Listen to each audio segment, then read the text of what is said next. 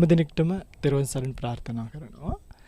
පිටින් අද දවසෙත් සෝදානම් වන්නේ ඔබට ටිකක් අලුත් වූ ධර්ම කාරණාවක් පිළිබඳව කියලා දෙන්න. ඇත්තටම පටිච්ච සමුප්පාදයේ පිළිබඳව අපි දේශනා කීපයක්ම කරගෙන ඉනවා. ඒ අතරතුර අවිද්‍යාව පිළිබඳව අපි කතා කරා. ඊට පස්සේ උපාදානය පිළිබඳව අපි කතා කරා. භවය පිළිබඳව කතා කළා. මේ පටිච්චසමුප්පාද චක්‍රයේ සම්පූර්ණ පිළිවෙලට කියන්නේ අවිද්‍යා පත්‍ය සංඛාරා සංඛාර පත්‍ය විඥානං විඥාන පත්‍ය නාම රූපං කියන එකට මා නොයා ඒක තමයි නිවැරදි චක්‍රය. නමුත් මිනිසුන්ට තේරුම් ගැනීමට පහසු වන්න සහ මිනිසුන්ට මේක ටිකක් අවශ්‍යම. දැන් උදාහරණයක් උපාදානීය කියන එක හරි වැදගත් තැනක් වින්තුනි. ඒතර කර්ම භවය කියන එක හරි වැදගත් තැනක්. නමුත් සලායතන වේදනා ඊට පස්සේ ස්පර්ශ මේවා සත්වය දැන හෝ නොදැන සත්වය තුළ ඔටෝ ක්‍රියාත්මක වෙන දේවල්. මේවා දැනගත්තාට වඩා අර උපාදාන වගේ තැන් දැන ගැනීම තුළ සත්වයට ඒවා නවත්ත ගැනීමට යම් හැකියාවක් දෙනවා මේ පටිච්චසමුප්පාද චක්‍රය. ඒ නිසායි ඒකට කැමැත්තක් ඇති වෙන ආකාරයට ඒකට ඡන්දයක් ඇති වෙන ආකාරයට අවිජ්ජාවෙන් පස්සේ කැලිම අපි උපාදානත් කර්ම භවයත් පිළිබඳව කතා කරේ. නමුත් අද ඔබට කියලා දෙන්න යනවා ඒ කර්ම භවයෙන් පස්සේ භවපච්චය ජාති කියලා කතාවක් තියෙනවානේ. ඔන්න ඒ භවපච්චය ජාති කියන කතාව කතා කරන්න කලින් අපි කතා කරන්න ඕනේ තැනක් තමයි සංකාරපච්චය විඥානං කියන තැන. මොකද මේ දෙකම ඇත්තටම එක්තරා ආකාරයකට ජාතියක හට ගැනීමක් ගැන කියන්නේ. මම ඔබට මේ පිළිබඳව කියලා දෙන්නම්. ඊට පළමුව මතක් කරන්නම් අද දවසේ මේ දේශනාව සඳහා දායකත්වයෙන් කටයුතු කරන බව සිහිපත් කරලා තියෙන්නේ. දෙසැම්බර් 7 වෙනි දිනට වසර 2ක් සපිරෙන මියගිය පින්වත් ලොකු අයියාට නොයල් ජයතිස්ස පින්වත් සහෝදරයාට පින් අනුමෝදන් කිරීම පිණිස ඕස්ට්‍රේලියාවේ පදිංචි සුදු නංගි කියලා තමයි දක්වලා තියෙන්නේ. පින්වත් නැගණිය විසින් තමයි අද දවසේ මේ දේශනාව සිදු කරන්නේ. මියගිය මෑණියන්ට සහ පියාණන් ඇතුළු ගාමිණී මල්ලි නෙවිල් පුතා ඇතුළු පවුලේ සියලුම මියගිය ඥාතීන්ට පුණ්‍යානුමෝදනා කිරීමටත් සුජීවත්ව වාසය කරන ඥාතීන්ට පුණ්‍යානුමෝදනා කිරීමටත් බලාපොරොත්තු වෙන් අද දවසේ මේ පින්කම සිදු කරන බව සිහිපත් කරලා තියෙනවා. මේ දේශනාවෙන් අනතුරුව නම්ගම් වැඩිපුර සිහිපත් කරමින් පුණ්‍යානුමෝදනා කිරීමට බලාපොරොත්තු වෙන් ධර්ම කාරණා ඉගැන්වීම සඳහා කාලය යොමු කර ගන්නවා. පින්වත්නි ඔබ දන්නවා මම පහුගිය මේ ළඟ දේශනාවන් වල සිහිපත් කරලා තිබ්බා ඔයගලන්ට භවපච්චය ජාති කියන එකනේ. අපි නිකමට එහෙම ටිකක් ලියාගමු. භවපච්චය ජාති. භවය නිසා ජාතිය හට ගන්නවානේ. මේ භවය නිසා ජාතිය හට ගන්නවා කියන සංසිද්ධියේදී මේ කියන්නේ අලුත් භවයකට යනවා කියන එකනේ. මේ අලුත් ප්‍රතිසන්දියක්. ඇත්තටම කියනවා නම් අලුත් තැනක් නැවත ඉපදීමක්. එතකොට අපි තේරුම් ගන්න ඕනේ මේ පටිච්චසමුප්පාදය කියන එක පින්වතුනි අතීත වර්තමාන අනාගත කියලා කාලත්‍රයකට දේශනා කරලා තියෙනවා. කාලත්‍රයකට. අන්නේ ඒ චක්‍රය පොඩ්ඩක් තේරුම් අරගෙන අපි මේ කාරණාව තේරුම් ගන්න යමු. ඒ කාලත්‍රය තමයි ඔයගලන්ට මතකයි නම් අතීත වශයෙන් වෙන හේතුඵල ටිකක් දක්වලා තියෙනවා. අපි ගත්තොත් අවිද්‍යාවත් සංස්කාරයත්. අවිද්‍යා සංකාර කියන දෙක. මේවා මේ අතීත කතාවට. ඒ කියන්නේ දැන් මේ ඉන්න භවය ගත්තොත් අපි මේ භවයට එන්න කලින් పూర్ව භවය. పూర్ව භවයේ තිබ්බ අවිද්‍යාවත් పూర్ව භවයේ රැස් කරපු කුසල සංස්කාරයනුත් නිසා නැත්නම් පුඤ්ඤාභි අපුඤ්ඤාභි හෝ ආනන්‍යාභි සංකාර නිසා තමයි වර්තමාන භවයේ අපිට මොකක් හටගන්නේද විඥානය. ඔන්න බලාගන්න. මොකක්ද හටගන්නේ කියලා. අපිට හටගත්තා ඔන්න විඥාන කියන කතාව. ඒ විඥානත් එක්ක හටගන්න එකක් තමයි නාම රූප. චෛතසික සහ රූප ධර්මතා. නාම රූප හටගන්න තැන සලායතන හටගන්නවා. සලායතන හටගන්න තැන ස්පර්ශය හටගන්නවා. පස්ස. මේවත් එක්ක වේදනාව හටගන්නවා. මේක ඇත්තටම කියනවා නම් මේක වර්තමාන භවයටයි අයිති වෙන්නේ. මේ ටික අයිති වෙන්නේ වර්තමාන කොටසට. වර්තමාන කොටසට අයිති වෙන්නේ මේ පහ විතරක් නෙමෙයි. දැන් මේ පහ ඇති වෙන්නේ මෙන්න මේවා මේ ටික හේතු වෙලා මේ ටික ඵලයක් විදියට ඇති වෙනකොට මේ ඵලය නිසාම අපි අලුත් හේතු සකස් කරනවා. ඒ කියන්නේ මේ වේදනාව සැප වේදනාවක් නම් ඒ සැප වේදනාවට තෘෂ්ණා කරනවා සත්වය. ඒක රූපමය වශයෙන් ඇති කරගන්න තෘෂ්ණාවක් වෙන්න පුළුවන්. ශබ්දමය වශයෙන්, ගන්ධමය වශයෙන්, රසමය වශයෙන්, ස්පර්ශමය වශයෙන් හෝ මනසිනුත් ඇති කරගන්නවා නේ. මෙහෙම හොඳයි, මෙහෙම නරකයි, මෙහෙම සුවයි, මෙහෙම ප්‍රණීතයි කියලා. ඒතර ඒ ටිකත් මම මෙතනට දාන්නම්. අපි ඒ ටික දාමු. තණ්හා, උපාදාන, භව. මේ භව කියන්නේ කර්ම භව. මේ ටික ඔක්කොම වර්තමානයි. ඔන්න අනාගත නැත්තම් අනාගත භවය පිළිබඳව පෙන්වනවා. මේ ටික කාගේ හරි තුල ඇති වෙනව නම් එයාට අනාගත වශයෙන් ජාති ජරා මරණ. ඔයි ජරා මරණ කියන ඒවා ඇති වෙනවා. ඔක තමයි පටිච්චසමුප්පාද චක්‍රය. ලේසියෙන්ම. මේ හේතුන් නිසා මේ ඵල ටිකත් මේ ඵලය නිසා මේක වර්තමානයි ඵලය. මේ වර්තමාන භවයේ ලැබෙන එකක්. මේ වර්තමාන භවයේ ලැබෙන ඵලය නිසා වර්තමානයේ අලුතෙන් හේතු ටිකක් උපදවාගෙන අනාගත භවයකට යනවා. ඕක තමයි සත්‍යයේ සසර ස්වභාවය. දැන් අපි දන්නවා අපි කතා කරා මේකෙදි අවිද්‍යාව පිළිබඳව මා කතා කරා. ඊට පස්සේ තණ්හාවෙන් උපාදානයෙන් කර්ම භවයක් නැත්නම් කුසල අකුසල කර්මයක් රැස් වෙන විදිය කතා කරා. ඒ කර්මය නිසා නැවත ජාතියකට යන හැටි මේ පිටුතුනි මේක දැන් මේ භවයේ කර්ම රැස් කිරීම නිසා ඊළඟ භවයට යන හැටිනේ පෙන්නුවේ. දැන් අපිට ඉගෙන ගන්න දෙයක් තියෙනවා. ඒ තමයි පෙර භවයේ කර්ම නිසා මේ භවයට ආපු හැටි. ඒ කොටස තියෙන්නේ මෙතන. සංකාර කියන්නේ මෙතනදිත් පුඤ්ඤාභි අපුඤ්ඤාභි අනෙන්ජාභි සංකාර. මෙතනදිත් ඔය කියලා තියෙන්නේ පුඤ්ඤාභි අපුඤ්ඤාභි මේ දෙකම එකයි. මේ දෙකේ වෙනස තමයි මේක අතීත භවයේ ගිය භවයේ කරපු ටික. මේක වර්තමාන භවයේ කරන ටික. එතකොට මේ භවයට ආපු විඥාන ටික. මේ භවයට. මේ ಜಾති කියන එකේ ආපහු මේ සෙට් එක තමයි තියෙන්නේ. ಜಾති කියන තැනදී කවුරු හරි සත්වෙක් හට ගන්නකොටම ඉතින් නාම රූප සලආයතන පස්ස හට ගන්නවා. මේ තියෙන්නේ ඊළඟ භවයේ අපි හට ගන්න එක. මේ කතා කරලා තියෙන්නේ අපි මේ භවයට ආපු හැටි. අපි ඇත්තටම මේ જાතිය කතා කරන්න කලින් මේ කර්මය නිසා මේ කර්මය මේ භවයේ සකස් වෙන්නේ දැන් මේ පාර කරන කර්මය නිසා ඊළඟ භවයේනේ.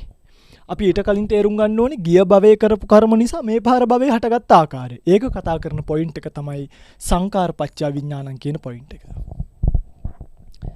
තේරුණානේ? මම හිතනවා තේරෙනවා ඇති කියලා. මේක ටිකක් ගැඹුරුයි ඇත්තටම. පටිච්චසමුපාදේ ගැඹුරුයි. ආනන්ද ස්වාමීන් වහන්සේට කිව්වනේ නේ මාහේවං ආනන්ද මාහේවං මේක හරි ගැඹුරු ධර්මයක් කියලා. මේක මට නිකන් ලේසි වගේ තේරෙනවා ස්වාමීනි කිව්වට මේක ටිකක් ගැඹුරුයි. ඔන්න අපි සංකාරපච්චය විඥානං කියන කොටස කතා කරන්නට යනවා. සංකාරපච්චය විඥානං කියන තැන විඥාන වර්ග 6ක් පෙන්නනවා. ඊට කලින් සංකාර කියන්නේ මොකද්ද කියලා චූට්ටක් ඉගෙන ගමු. සංකාර කියන්නේ මොකද්ද කියලා. සංකාර පිළිබඳව දේශනාවක් දීර්ඝ වශයෙන් කරන්න සංකාර කියන්නේ ගැඹුරු දේශනාවක්. සංකාර පිළිබඳව විශේෂ වර්ග කිරීම සහිතව අපිට ඉගෙන ගන්න දේවල් තියෙන උදාහරණයක් සංකත සංකාර කියලා කොටසක් තියෙනවා. අபிසංකත සංකාර කියලා කොටසක් තියෙනවා. අபிසංස්කරණ සංස්කාර කියලා කොටසක් තියෙනවා. ප්‍රයෝගාபிසංකාර කියලා කොටසක් තියෙනවා.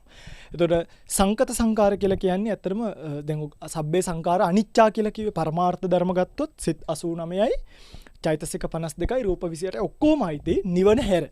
ඒවා සකස් වූ ධර්මතා. ඒකට තමයි සබ්බේ සංකාර අනිච්චා කියන පදේ අයිති වෙන්නේ. ඊළඟට අபிසංකත සංකාර කියලා කිව්වට පස්සේ අபிසංකත සංකාර වලටත් ඇත්තටම කාම රූප අරූප භවවල සකස් වූ දේවල්. අර සංකත සංකාර ගොඩේම කියපුවා අපිට හොයාගන්න පුළුවන් උතනදී. අපි මේ පිළිබඳව පස්සේ විග්‍රහ කරමු. මේ කතා කරන සංස්කාර අபிසංස්කරණ සංස්කාර. සකස් කරන ලද. ඒ කියන්නේ කෙටියෙන්ම කියනවා නම් ඔබ තුල පහළවන කුසල චේතනා 8ත් අකුසල චේතනා 12ත් රූපාවචර චේතනා 5ත් අරූපාවචර චේතනා 4ත් ඔක්කොම 29ක් තියෙනවා. මේ ටිකට කියනවා ඔබ හිතින් රැස් කරන කුසල අකුසල කර්ම. වෙන මොකක්වත් ඕනේ. උපාදාන නිසා එක එක උපාදාන වලට යට වෙලා එක්ක කාම උපාදානියට එක්ක දිට්ඨි උපාදානියට සීලබ්බත උපාදානියට අත්වාද උපාදානියට යට වෙලා ඔබ රැස් කරන කර්ම වලට මේ සංස්කාර කියලා කියන්නේ. අන්නේ කර්ම නිසා ඇතිවෙන ප්‍රතිසන්දි විඥානීය කියන එක පිටුතුනේ මේක හරි ගැඹුරුයි. අපි ඒක තේරුම් ගමු. ඒ කර්ම නිසා කුසල හෝ අකුසල කර්ම නිසා ඇතිවෙන විඥාන ටිකක් තියෙනවා. මේවට අපි කියනවා චක්කු විඥාන. හරිද? සෝත විඥාන. ගාන විඥාන. ජීවහා විඥාන. කාය විඥාන. මනෝ විඥාන. ඔය හයනේ හටගන්නේ. සංකාර පච්ච විඥානං කියන තැන කතා කරන්නේ මෙන්න මේ හය ගැන. මෙන්න මේ හය ගැන කතා කරන්නේ. සිත් පහළ වෙන ස්වභාවය. එතකොට මේ සිතුත් මේක ටිකක් තේරුම් ගන්න. මේ සිතුත් කොටස් තුනකට බෙදෙනවා. කුසල අකුසල අව්‍යාකෘත. මෙහෙම අව්‍යාකෘත කියලා කොටස් තුනකට බෙදෙනවා. මෙතනදී කුසල් හිතුත් නෙමෙයි කතා කරන්නේ, අකුසල් හිතුත් නෙමෙයි කතා කරන්නේ, අව්‍යාකෘත සිත්. අව්‍යාකෘත සිත්. මේ ජවන් සිත් පිළිබඳව කුසල් කරන සිත් පිළිබඳව නෙමෙයි විපාක විදියට ලැබෙන්නේ අව්‍යාකෘත සිත්.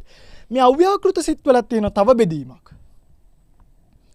අව්‍යාකෘත සිතුත් විපාක ක්‍රියා දෙකක් එනවා. මේ කතා කරන්නේ ක්‍රියාසිත ගැන නෙමෙයි විපාක සිත් ගැන.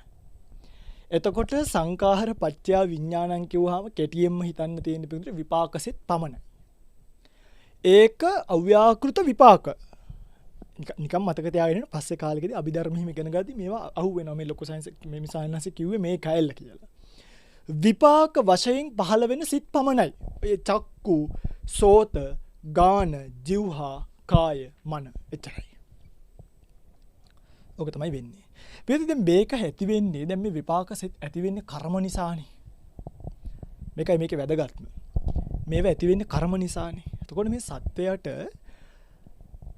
කර්ම නිසා නැවත කොහොමද උප්පත්තියක් නැත්නම් විඥානයක් සකස් වෙන්නේ කියන කාරණාව වැටහෙන්නේ නැහැ. හැමෝටම වැටහෙන කාර්යය හැමෝටම වැටෙනවනේ. ශාස්ත්‍රූ කෙනෙක් ඕනේ නැහැනේ. හැමෝටම දැනෙන්නෙත් නැහැ.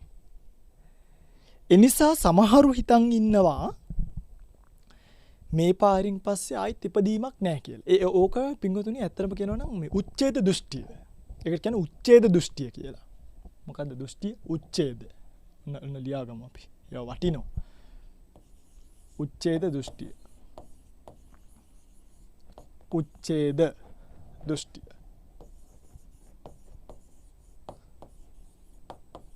හරිද? ඒ කියන්නේ දැන් මේගොල්ලෝ කල්පනා මේගොල්ලන්ට තේරෙන්නේ මේ ආපහු උපදිනවා කියන කතාව. එතකොට මේගොල්ලෝ කල්පනා කරනවා උපදිනවා කියලා කියන්නේ බොරු. ඕවා මේ අපිට පේනවද ඕවා? අන්න එහෙම පිළිද උච්ඡේද දෘෂ්ටියට යනවා. එතකොට ඒ නිරාගමිකයෝ ওই ගොඩක් අය නිකන් හින වැඩකාරිය වගේ කොණ්ඩවාගෙන රැවුල්වාගෙන කියනවා නේද මේ ආපහු උපදීමක් නැහැ. ඔය ඇවිල්ලා මේ ආගමේ බොරු පිංගතුණී මේක තේරුම් ගන්න මනා නුවණක් තියෙන්න ඕනේ. ඇසූ පිරු බහුශ්‍රත භාවයක්. මේක ප්‍රතික්ෂේප කරන්න තියෙන්න ඕනේ කාරණා දෙකයි. පුහු මානයත් පුහු මෝඩකමත් විතරයි. පුහු මානයත් පුහු මෝඩකමත් කියන මේ සුදුසුකම් දෙක තියෙනවා නම් මේක ප්‍රතික්ෂේප කරන එකට වචන දෙකයි යන්නේ. ඕවා බොරු. ඒ පුහු මාන්නෙන් සහ පුහු මෝඩයන්ගෙන් කිසි එකල විපරමක් නැහැ. විපරමක් කරන්නේ නැහැ. කෙලින්ම අතහැරලා දානවා. මේක මේ විපරම් කරලා ඒ තේරෙන්නෙත් අමාරුයි. මේක ගැන හොයන මිනිස්සයාට මේක තේරෙන්නෙත් අමාරුයි. යන්තම් ආයි ඉපදීමක් කියනවා කියන එක තේරුම් ගන්න සමහරුන්ට පුළුවන්. කොහොමද? දැන් සමහරුන්ට ආයි ඉපදීමක් කියන එක තේරුම් ගන්න හොඳ ක්‍රමයක් තමයි දැන් මේ පුනරුත්පත්තීන් ගැන කතා කරන එකක්. සමහරුන්ගේ මේ මිනිස්සු මැරුණාම භූතිය අමනුෂ්‍ය වෙලා ගෙදර එනවනේ. ඒගොල්ලන්ටත් තේරෙනවා ආයි මේ ඉපදීමක් තියෙනවා කියන කතාව.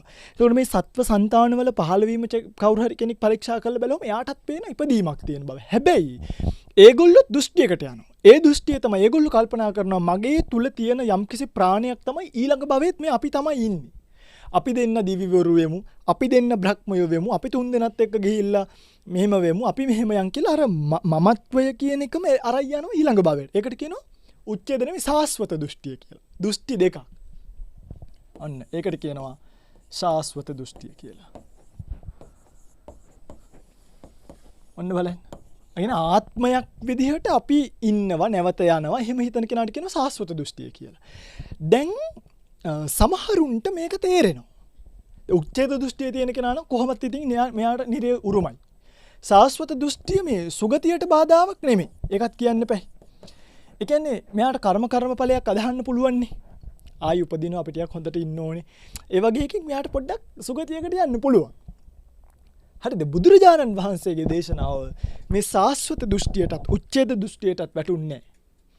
සබ්බං අත්ථීති ඒකවන්තෝ සබ්බං නත්ථීති ဒ ුතියවන්තෝ තථාගතේන මජ්ජේන ධම්මං දේශේති. මැදින් තමයි ධර්මයේ දේශනා කරේ. මැදින් කියන්නේ මේක මැදින් නෙමෙයි. මේ දෙකම පාගල මීට වඩා උඩ දර්ශනයක් උන්වහන්සේ දේශනා කරා. මේ අන්ත දෙකට වැටෙන්නේ නැති. ඇත කිව්වෙත් නැහැ නැත කිව්වෙත් නැහැ. ඒකට හේතු තියෙනවා. ඒකට හේතුව මම කියන්නම්. මෙතන එතකොට අපි මේකත් තේරුම් ගන්න ඕනේ. දැන් මේ ඉපදීම කියන එක අපිට තේරෙන්නේ නැති මිනිස්සු ඉන්නවනේ. පුනර්භවය කියන එක සමහරුන්ට විශ්වාස කරන්න අමාරුයි. මේ ඒකට තමයි ශාස්ත්‍රූ කෙනෙක් පහළ වෙන්නේ. පැහැදිලිද? අපිට මුළු සබ්බ සියල්ල තේරෙනවනේ අපිට ශාස්ත්‍රූ කෙනෙක් වැඩක් නැහැනේ. සාමාන්‍ය මිනිස්සුන්ට තේරුම් ගන්න බැරි ටික තේරුම් අරගෙන ශාස්ත්‍රුන් වහන්සේ අපිට කියනවා. ඒක අදාහ ගන්න අපිට පොඩි ශ්‍රද්ධාවක් තියෙනවා. ඒකයි කිව්වේ සද්ධා බීජං. මේක ප්‍රධාන බීජය ශ්‍රද්ධාවයි. තපෝ වුට්ටි. තපස් කියන්නේ ඊළඟට තියෙන කතාව. සද්ධාය තරති යෝගං. ආලවකට කිව්වේ ඒකයි. ශ්‍රද්ධාව තියෙන්න ඕනේ. අපිට පේන්නේ නැති ටික භක්තියෙන් අදාහ ගන්න. එතකොට කෙනෙක්ට කියන්න පුළුවන් කාලාම සූත්‍රයේ කල්පනා වෙන ඕවා කිව්වම එහෙම නෑනේ බුදුරජාණන් වහන්සේ අපිට කියලා තියෙන විමසලා පිළිගන්න කියලානේ. පින්වත්නි මේ විමසලා පිළිගන්න කියන කාරණාව බුදුරජාණන් වහන්සේ කිව්වේ නිකම් මේ කාලාම සූත්‍රයේ සමූහ දූෂණයකට පත් කරන්න එපා කට්ටියත් එක්කම එකතු වෙලා. දෙයක් කිව්වහම පිළිගන්න එපා කියලා කිව්වේ මේ හැමෝගෙම කිව්ම් සම්බන්ධව නෙමෙයි. දැන් ඔයගොල්ලෝ හිතන්නකෝ ඔයගොල්ලෝ ડોක්ටර් කෙනෙක් ගාවට යනවා. ගියාට පස්සේ ඔයගොල්ලොන්ට ડોක්ටර් බෙහෙතක් ලියලා දෙනවා. එතකොට ඕගොල්ලෝ ඒකෙන් මේකෙන් හොඳ වෙනවද නැද්ද කියලා හොයලා බලලම බෙහෙත් එක බොන්න ඕනි කීකේ හිටියොත් මැරෙන්න වෙන්නේ. ડોක්ටර් දන්න නිසා අපිට ඒක විශ්වාස කරලා මේ බෙහෙත් එක බොන්න වෙනවා. ඇඟිල්ල කපන්න කිව්වොත් කපන්න වෙනවා. අත කපන්න කිව්වොත් ડોක්ටර්ව විශ්වාස කිරීම කරන්න ඕනේ අපි යම් තරමකට. එතකොට තමයි හොඳ වෙන්නේ. අන්න ඒ වගේ. අපිට පේන්නේ නැති කොටස අපිට දැනෙන්නේ නැති කොටස බුදුරජාණන් වහන්සේගේ වචනෙන් අපි අදහන්න ඕනේ. අනිත් එක මේ බුදුරජාණන් වහන්සේගේ දේශනාවේ වැරදි නෑනේ. ජරාවටපත් වෙනවා කියන එක. ව්‍යාධියටපත් වෙනවා කියන එක. මරණයටපත් වෙනවා කියන එක. මේව බොරු කරන්න කවුරුත් මේ ලෝකේ නෑනේ. හරිද මේ සසර දුකක් කියන එක, සංකත දුක කියන එක, විපරිණාම. ඕවා ඇත්තටම මේ අපිට සාමාන්‍ය මනසට තේරුන්නේ නෑනේ. අපේ ගෙවල් වල මල ගෙවල් කොච්චර වෙලා තියෙනවද? අපිට තේරුණාද අපි කවදා හරි මැරෙන්න ඉන්න මිනිස්සු කියලා අඩුම. බුද්ධ වචනයක් නොතිබ්බනම් අපි තාමත් මරණගේ මල ගෙවල් වලට අඬාඬ ඉන්න මිනිස්සු. අර මැරිච්ච මලකඳක් උස්සගෙන යනවා අපිත් මැරෙන්න ඉන්නේ කියන එක අමතක කරලා දාලා. නමුත් බුද්ධ වචනය නිසා අපි මේ පොඩි තැන් අපේ ජීවිතේ එදිනෙදා භාවිත කරපු යථාර්ථ පව අපිට තේරෙන්න පටන් ගත්තානේ. එතකොට මේ උන්වහන්සේගේ වචනේ පරීක්ෂා කරලා බැලුවාම දැන් කවදාවත් ධාතුන් වහන්සේ නමක් වඩිනවා දැකපො නැති කෙනෙක්ට ධාතු වඩිනවා කියන එක නිකන් එයාට බිස්නස් එකක් වෙලා තියෙන. ඇත්ත කතාව බලද්දිත් හරිද? අර eBay එකක් තියෙනවා ධාතු විකුණන්න. හැමතැනම ධාතු විකුණන්න තියෙන පොඩි ගණන් වලට. නමුත් අර ශ්‍රද්ධාවෙන් අදහා ගන්න කෙනා භක්තියෙන් මේක පිළිගන්නකම් දකින්නකම් Tamanට මේක මුණ දෙන්න පුළුවන්. එයාට ධානය කියන්නේත් බොරුවක්. එයාට විපස්සනා ඥාන කියන්නේත් බොරුවක්. එයාට අතහැරීම කියන්නේත් පිස්සුවක්. නිවන කියන්නේත් ඔල්මාද බවක්. නමුත් බුද්ධ වචනේ පිළිගන්න කෙනාට එයාට තේරුම් ගන්න පුළුවන් අපිට නොපෙනෙන පුනර්භවයක් තියෙනවා කියන කාරණාව. ඒක අපි තේරුම් ගත යුත්තේ යම් පමණකට ශ්‍රද්ධාව කියන එකත් යොදවලා. පැහැදිලිද මම මේ කියන එක? පින්වත්නි මට කියන්න ඕනේ කාරණාව තමයි මේ සත්වයාගේ නැවත ඉපදීම කියන එක කර්මයේ අනුසාරයෙන් වෙනවා කියන එක අපි තේරුම් ගන්න ඕනේ. හරිද? එන්නේ ඒක තමයි මේ කැලේ අපිට උමනාවේ. මම මේ ටික ඔක්කොම කිව්වේ මේ ටික තේරුම් ගන්න. නැත්තම් දැන් මේ හැමදාම නිකන් කියෝ හිටියට වැඩක් නැහැ. හරිද? හැමදාම කියෝ හිටියට වැඩක් නැහැ. මෙන්න මේ සංසිද්ධිය අපි තේරුම් ගන්න එපේ. කර්මය නිසා කොහොමද විඥාන සකස් වෙන්නේ කියලා.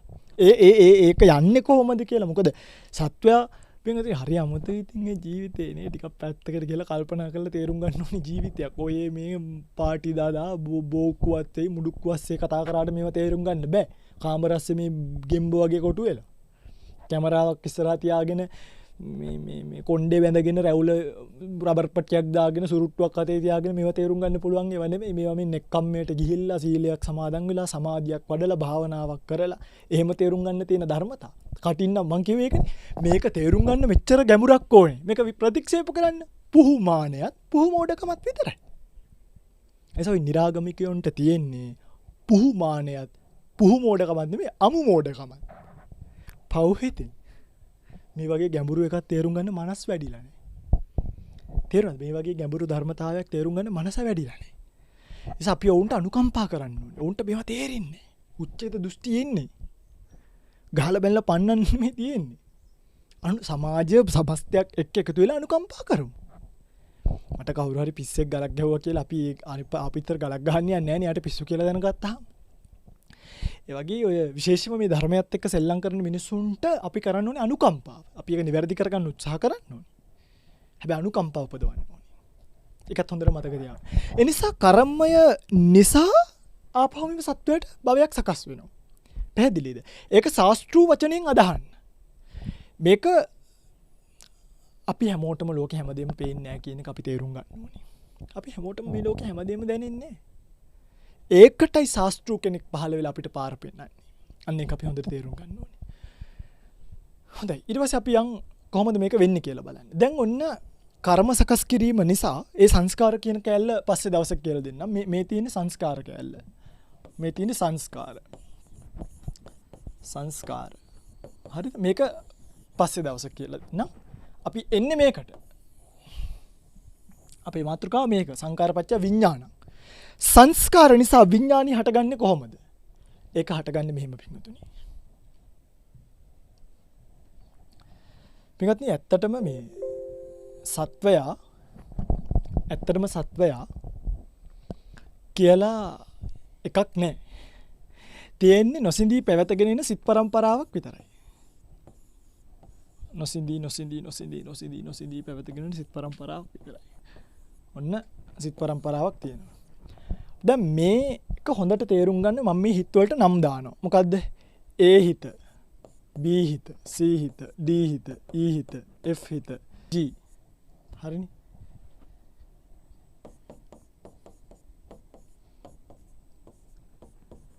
right. ඔහොම දැම්මා. දැන් මේ ඔයගොල්ලෝ හොඳට තේරුම් ගන්න. A කියන්නේ B නෙමෙයි. C කියන්නේ Aත් නෙමෙයි Bත් නෙමෙයි. D කියන්නේ Aත් නෙමෙයි Bත් නෙමෙයි Cත් නෙමෙයි D. මේ වගේ මේ හිත නෙමෙයි මේ තියෙන්නේ. හැබැයි මේ ඔක්කොම ඉංග්‍රීසි හෝඩියේ එක ෆ්ලෝ එකක් නේ. ඇත්තටම කියනවා මේක එකකට එකක් ලං වෙලා තියෙන දේවල්. එතකොට මේ එකම පරම්පර මේ කියලා හිතන්න මේ ඉන්නේ ධම්මවිජය සාහිණාසගේ හිත් පරම්පරාව කියලා. ඔන්න ධම්මවිජය සාහිණාසගේ හිත් පරම්පරාව. තමයි මේ යන්නේ. දැන් ධම්මවිජය සාහිණාසයේ මේ භවයේ ඔන්න ඉන්නවා මේව. දැන් මේ ඉන්නේ මේ භවයේ. ඔන්න මම මේක මගේ ගිහි කාලේ පහළ වෙච්ච හිත් මම මේ කාලේ දිව්වා ඔන්න නවතින්න ඕනේ කියලා හිතුණා. ඔන්න පැවිදි වුණා. ඔන්න උපසම්පදාව ඔන්න දැන් ඉන්නේ. දැන් මං අද මැරෙනවා. මගේ භවය මෙතනින් ඉවරයි. මේකට කියන්නේ චුතිසිත කියලා. ඔන්න මගේ භවය ඉවරයි. ධම්මවිජය සාහිණාසයේ දාපු සෙල්ලම් ඉවරයි. මොකද්ද මේ හිත? චුති චිත්තය. කාගේ චුති හිතද? ධම්මවිජය සාහිණාසයේ චුතිසිත. හිතන්න මං ආයි ඉපදුනා කියලා. දැන් මොකද වෙන්නේ? ඔන්න මගේ තියෙන මේ ෆේස් ඔක්කොම ඉවරයි. මහානකම් ඔක්කොම ඉවරයි දැන්. හරි. දැන් ඉතින් කොහි උපදීද කියලා දන්නේ නැහැ. අපි හිතමුකෝ ගිහිල්ලා කවුරු වෙනවද කැමති? නිකන් අපි හිතමුකෝ කොල්ලෙක් කියලා ඉපදුනා කියලා. ඔන්න දැන් මට සිවුර ලැබෙනවද ඊළඟ ආත්මෙට? නෑ උපදිනකොටම නම් ලැබෙන්නේ නැප්කින් කෑල්ලක්වත්. අම්මට මාස 10ක් දෙනවා බඩු එකතු කරගන්න මට. බඩේ තියලා මාස 10ක් නැප්කින් එකතු කරන්න අර එකතු කරන්න මේ එකතු කරන්න කියලා දෙනවා. පින්වත්නි හැබැයි දැන් මම ඊළඟ භවයේ මගේ රූපය වෙනස් වුණාට ඔයගලන්ට තේරෙනවද මෙතන පොඩි සම්බන්ධතාවය ඇතුළේ මේ සිත් පරම්පරාව එකයි. ඒ කියන්නේ මෙයාම තමයි ගිහිල්ලා මේ ආයි උපදින්නේ. හරි ගැඹුරුයි තේරුම් ගන්න සියුම්බ. සිත් පරම්පරාව එකයි. ඒ නිසා මේ ඉපදුනේ වෙන කෙනෙකුත් නෙමෙයි. මාර වැඩි මේක පින්වත්නි හරිද? වෙන කෙනෙකුත් නෙමෙයි. හැබැයි ඔයගොල්ලෝ මේකත් කල්පනා කරන්නේ. දැන් මේ ඉන්නේ මේ හිතමද?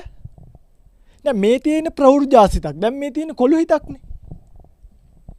එතකොට මේ මෙයාවත් නෙමෙයි. එයත් නෙමෙයි. වෙන කෙනෙකුත් නෙමෙයි. මමත් නෙමෙයි. හැබැයි එක පරම්පරාවේ හිතක්. මෙතන සත්ව පුද්ගල භාවයක් නෑ. නමුත් චිත්ත පරම්පරාව එකයි. හැබැයි දැන් මගේ රත්තරන් පින්වතුලා හිතන්න එපා. මේ හිත චුතියටපත් වෙලා මෙහෙම කළ හිත කයෙන් උඩට ඇවිල්ලා මල ගෙදර දවස් 7ක් කැරකි ඉඳලා හිත හිමින් සැරේ ගිහිල්ලා වෙන කොයිට හරි බැහැ ගන්නවා කියලා. එහෙම තමයි ඔයගොල්ලෝ හිතන් ඉන්නේ. ධම්මවිජය සාහිණාසයේගේ සිත මෙතන නිරුද්ධ වෙද්දී සුදුසු ඇමරිකාවේ දහට ගන්න නිකන් වීසා අරන් ටිකට් අරන් ෆ්ලයිට් එකේ හිත ගිහිල්ලා එයාපෝට් එකෙන් බෑලා එහෙම යන හිතක් නෑ. මෙහෙන් නිරුද්ධ වෙනකොටම අදාළ තැන හට ගන්නවා. මෙහෙන් වැහෙනකොට මෙහෙන් හට ගන්නවා. ඒක තමයි චිත්ත ශක්තිය.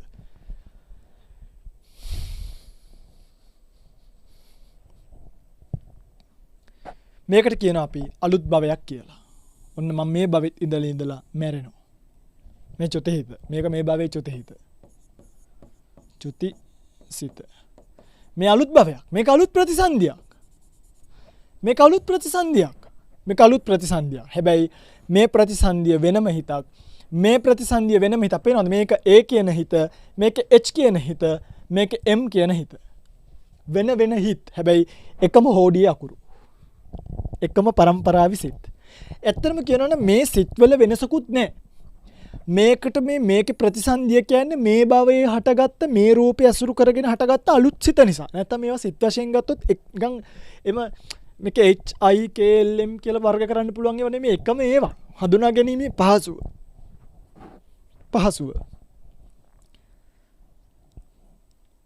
හරි. පැහැදිලිද මම මේ?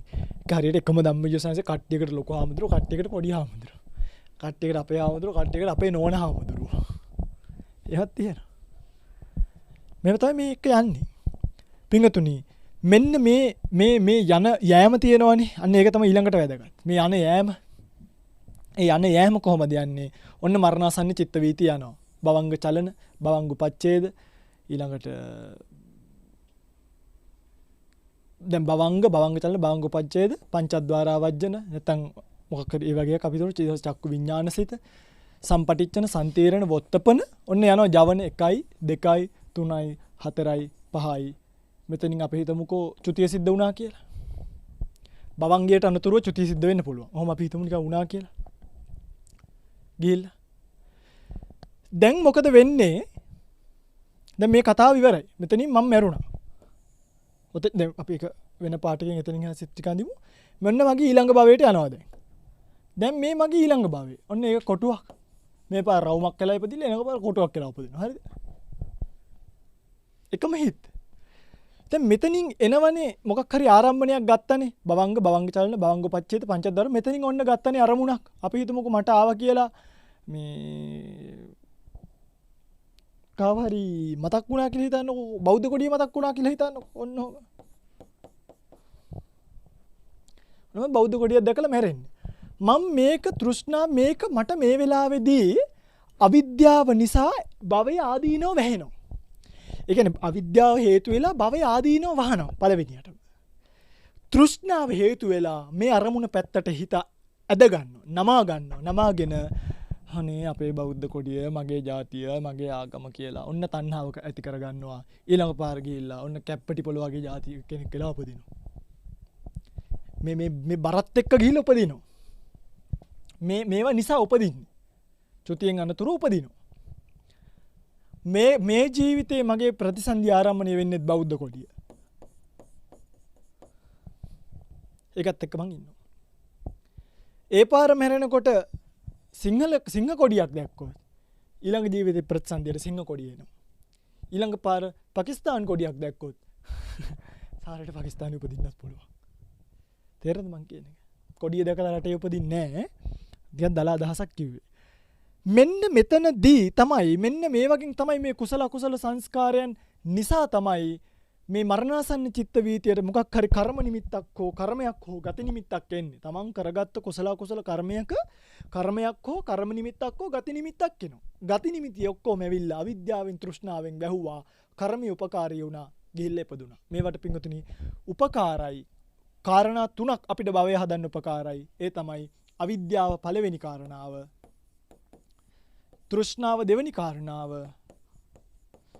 කර්මය ඊළඟ කාරණාව. හැබැයි මතක තියාගන්න කර්ම කොච්චර තිබ්බත් තෘෂ්ණාවයි අවිද්‍යාවයි නැත්තම් ආයෙ උපදින්නේ. රහතන් වහන්සේ නැති කරන්නේ කර්ම නෙමෙයි අවිද්‍යාවයි තෘෂ්ණාවයි. ඒ වගේම තමයි අවිද්‍යාවයි තෘෂ්ණාවයි තිබ්බත් කර්ම නැත්තම් ඒත් ඉපදීමක් සිද්ධ වෙන්නේ නැහැ. හැබැයි යම්කිසි කෙනෙක්ට දැන් ඔබට තේරෙනවනේ කර්මය නිසා උපදින්නේ ගිහිල්ලා. කර්මය නිසා උපදින්නේ. ඒ නිසා තමයි මෙතනදී සංකාරපච්චය විඥානං කිව්වේ. අන්න දැක්කද කතාව. කර්මය නිසා උපදින්නේ. එතකොට තෘෂ්ණාව මේකේ බලවත්නේ. කර්මය නැත්තම් උපදින්න බෑ. හැබැයි කර්මයේ තිබ්බත් තෘෂ්ණාවයි අවිද්‍යාවයි නැත්තම් ආයෙ උපදින්නේ නැහැ. ගැඹුරුයි. එනිසා තමයි පටිච්ච සමුප්පාද දේශනාවේදී සංකාරපච්චය විඥානං කිව්වට ආර්ය සත්‍ය දේශනාවට එනකොට දුකට හේතුව කියලා කිව්වේ කර්මය නෙමෙයි තෘෂ්ණාව. දේශනා ණය දෙකක්. ක්‍රම දෙකක්. මේක පටලවා ගන්න බෑ. මේක ආර්ය සත්‍යයේදී තෘෂ්ණාව පෙන්වනවා. තෘෂ්ණාව නිසායි දුක ඇති වෙන්නේ කියලා. පටිච්ච සමුප්පාදයේ තෘෂ්ණාව නොපෙන්වා කර්මය පෙන්වනවා. නමුත් තෘෂ්ණාව තමයි මේකට හේතු වෙන්නේ. මොකද කර්මය නවත්තන්න අපිට බෑ. අපිට පුළුවන් තෘෂ්ණාව නවත්තන්න. ඒ රහස මේකේ තියෙනවා. ඒ දේශනාව මම කලින් කරා. ඊයේ දවසේ බලන්න අපි කරපු දේශනාව සංසාරයේ කෙලවර කරන හැටි. ඒ දේශනාවේ මේ පිළිබඳව කියලා තියෙනවා. අපිට නවත්තන්න පුළුවන් කර්මය නෙමෙයි. පටිච්චසමුප්පාද චක්‍රය අවුල් නොවෙන්න මේක කිව්වා. නමුත් තෘෂ්ණාව තමයි අපිට නවත්තන්න පුළුවන් තැන. වර්තමාන හේතුව සකස් කිරීම නවත්තන්න පුළුවන්. මේව තමයි සංකාරපච්චය විඥානං කියන කෙන්නේ. මේක ලොකු කරුණු නැහැ. තේරුම් ගත යුතු ගැඹුරු ධර්මතා ටිකක් තියෙනවා. ඇත්තටම කියනවා නම් පටිච්චසමුප්පාදයේ තියෙන ගැඹුරුම තැනක් තමයි මේක. පටිච්ච සමුප්පාදයේම තියෙන ගැඹුරුම තැන මේ. මිනිස්සුන්ට කොච්චර කල්පනා කරත් තේරෙන්නේ නැති තැන මේ. කොහොමද කර්මය නිසා භවයක් හටගන්නේ කියලා. මිනිස්සු සැක කරන තැන. මිනිස්සුන්ට සැකයක් තිබ්බට කමක් නැහැ දෘෂ්ටියකට යන්නේ නැතුව. ඒ කියන්නේ සැක කිරීම කියන එක වෙනයි ප්‍රතික්ෂේප කිරීම කියන එක වෙනයි. ඔය නිරාගමික කට්ටිය කරන්නේ සැක කරන එක නෙවෙයි ප්‍රතික්ෂේප කරන එකනේ. ප්‍රතික්ෂේප කරන එක කරන්නේ. ඒ නිසා පටිච්චසමුප්පාද චක්‍රයේ සාමාන්‍ය මිනිස්සෙක්ට තේරෙන්නේ නැති ගැඹුරු තැනක් මේ. සංස්කාර නිසා විඥානි හට ගන්නවා කියන කාරණාව. ඉතින් ඇත්තටම ඊට පස්සේ විපාක වශයෙන් පහළ වෙන චක්කු විඥාන, සෝත විඥාන, ගාන, જીවහා, කාය මේ ඔක්කොම පහළ වීම සිද්ධ වෙනකොට ඇත්තටම කියන විඥාන පත්‍යා නාම රූපං ඒවත් එක්ක නාම රූප හට ගන්නවා. නාම රූප කියන්නේ චිත්ත චෛතසික මේ චෛතසික ධර්මයි රූප ධර්මතත්. අපි ඒක පස්සේ කතා කරමු. නාම කියනකොට වේදනා, සංඥා, සංකාර ස්කන්ධ ටික. මෙතන විඥාන ස්කන්ධ. අතන රූප ස්කන්ධයක් තියෙනවා. ඔන්න ස්කන්ධ පංචස්කන්ධය පහළ වුණා. පංචස්කන්ධය පහළ වෙනකොට ආයතන පහළ වෙනවා. සාමාන්‍ය ආධ්‍යාත්මික ආයතන 6ක් කතා කරනවා. චක්කායතනය, සෝතායතනය, ගාන, જીවහා, කාය ආදී ආයතන 6ක් කතා කරනවා. මන ආයතන ආදී වශයෙන්. ඒ ආයතනෙ වෙනකොට ස්පර්ශය සිද්ධ වෙනවා. චක්කු සම්පස්සය, සෝත සම්පස්සය, ගාන සම්පස්සය, જીවහා සම්පස්සය, කාය සම්පස්සය, මනෝ සම්පස්සය කියන. ඒවා ස්පර්ශ වෙනවා. ස්පර්ශ වෙනකොට වේදනාව උපදිනවා. සුඛ, දුක්ඛ, අදුක්ඛම සුඛ ආදී වශයෙන්. ඒ වේදනාවට තණ්හා කරනවා සත්‍යය. තණ්හාව නිසා උපාදානිය හට ගන්නවා. උපාදාන නිසා කර්ම රැස් වෙනවා. ලෝභය හෝ වෙන මොකක් හරි. කර්ම නිසා භවය හට ගන්නවා. ආයි භවය හට ගන්නවා කියලා කියන්නේ ආයි භවයේ මොකක් කියනවා. භවයක් කියන්නේ ආයි ජාතියනේ මම කිව්වේ කර්මය නිසා ජාතිය හට ගන්නවා. භවය නිසා. භවය නිසා ජාතිය හට ගන්නවා. ජාතිය හට ගන්නවා කියන්නේ ආයි ඒ ජාතිය හට ගන්නවා කියන්නේ කැලේ ආයි තියෙන විඥාන නාම රූප සලආයතන වේදනා චක්‍රයක් නේ. චක්‍රයක්. ජාතිය හට ගන්නවා කියද්දිම ආයිත් විඥාන නාම රූප සලආයතන වේදනා තණ්හා උපාදාන කර්ම හට ගන්නවා. ආයි ඒ කර්ම නිසා ආයි උපදිනවා සත්‍යය. ආයි උපදිනාම ආයි උපදිනවා කියන්නේ ආයි විඥාන නාම රූප සලආයතන පහළ වීමක් සිද්ධ වෙනවා. ආයි කර්ම රැස් කරනවා. ඉතින් මොකක් හරි හැමදාම සත්‍යයක් කලේ බුදවරු ගංගානම් නදියේ වැලි කැට ගන්නට පහළ වුණානේ.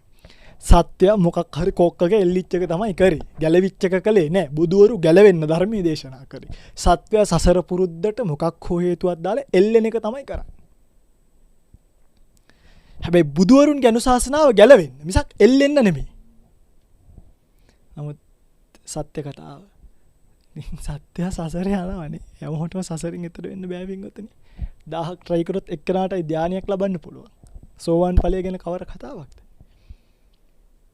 මොකක් හරි සාධාරණීකරණයක් දාලා ඔබ සසරි තව ගංගානම් නදී වැලිකට ගන්නට බුදුරු පහළ වුණත් ඔබ සසරේ මතක තියාගන්න ඒක.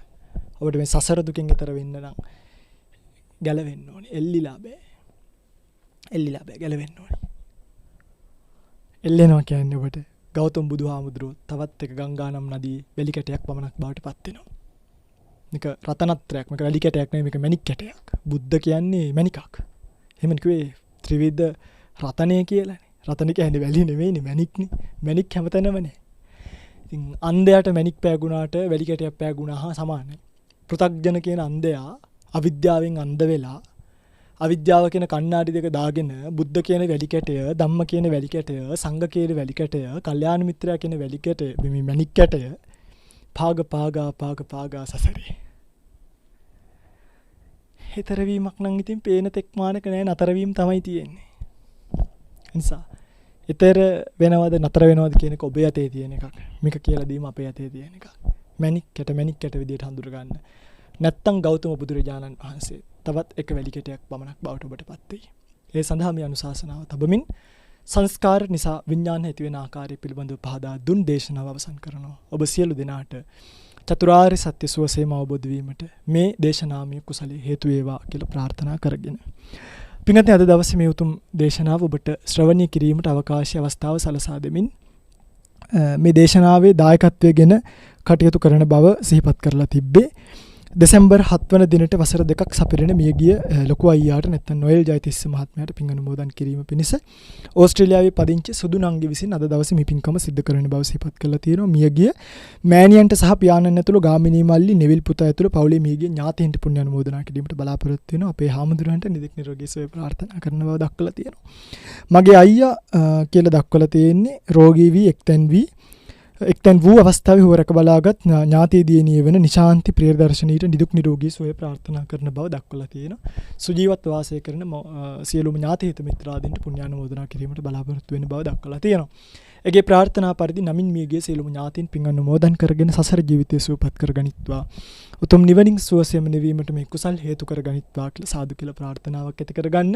සුජීවත්ව වාසය කරන පින්වත් නැගණිය නම සිහිපත් කළා නැතත් ඇයට සහ ඒ පුණ්‍යානුමෝදනා කරන්න බලාපොරොත්තු සියලු දෙනාට මේ දේශනාව ශ්‍රවණය කළ ඔබ සියලු දෙනාට නිදුක් නිරෝගී චිරජීවනයේ කෙලවර චතුරාර්ය සත්‍ය ධර්මය අවබෝධ කරගෙන මේ ගෝරතර සසරේ නැවත භවගාමී ගමනට නොවැටෙන කුසල කර්මයක් බවට මේ කර්මීපත් වේවා කියලා ප්‍රාර්ථනා කරනවා.